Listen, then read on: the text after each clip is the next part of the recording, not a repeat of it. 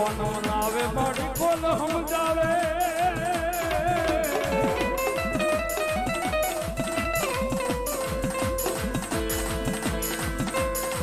એ તને સમજાવતા સમજાવતા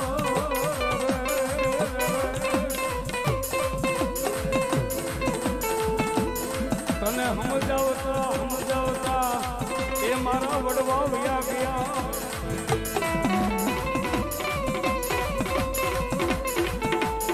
તને કોણ મનાવે કોણ જગાડે એ કોણ જમાડે